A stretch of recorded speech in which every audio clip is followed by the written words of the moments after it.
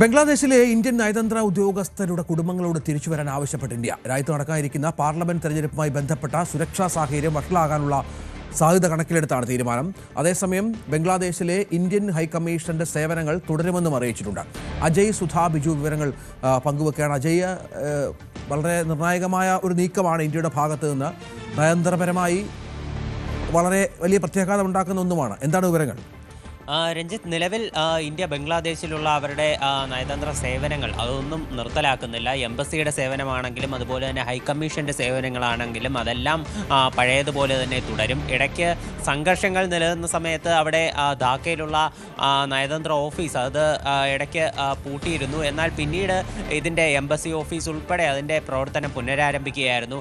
എന്നാൽ നിലവിൽ ഈ തെരഞ്ഞെടുപ്പ് ഫെബ്രുവരി 12 നടക്കാനിരിക്കുകയാണ്. ഇനി കുറച്ച് ദിവസങ്ങൾ മാത്രമേ ബാക്കിയുള്ളൂ. അപ്പോൾ ഈ തെരഞ്ഞെടുപ്പിന് മുന്നോടിയായി ബംഗ്ലാദേശിൽ നിരവധി സംഘർഷങ്ങൾ ഉണ്ടാകാൻ സാധ്യതയുള്ളതായിട്ട് ഇൻ്റലിജൻസ് റിപ്പോർട്ടുണ്ട്. ഇപ്പോഴും ന്യൂനപക്ഷ വിഭാഗങ്ങൾക്ക് നേരെയുള്ള ആക്രമണങ്ങൾ രാജ്യത്ത് തുടരുകയാണ്. അപ്പോൾ ഈ സാഹചര്യം കണക്കിലെടുത്തുകൊണ്ടാണ് ഇന്ത്യൻ നയതന്ത്ര ഉദ്യോഗസ്ഥരുടെ ഈ കുടുംബാംഗങ്ങളോട് ഇന്ത്യയിലേക്ക് തിരിച്ചു വരാൻ വേണ്ടി സർക്കാർ ആവശ്യപ്പെട്ടിട്ടുള്ളത്. ഇതിൻ്റെ നടപടിക്രമങ്ങൾ ഇതിനോടകം തന്നെ ആരംഭിച്ചിട്ടുണ്ട്. ബംഗ്ലാദേശിലുള്ള ഇന്ത്യൻ ഹൈക്കമ്മീഷണറുടെയും അതുപോലെ തന്നെ ജൂനിയർ ഹൈക്കമ്മീഷണർമാരുടെയും എല്ലാവരുടെയും വീട്ടുകാരോട് തിരിച്ചു വരാനാണ് കർശന നിർദ്ദേശം നൽകിയിട്ടുള്ളത്.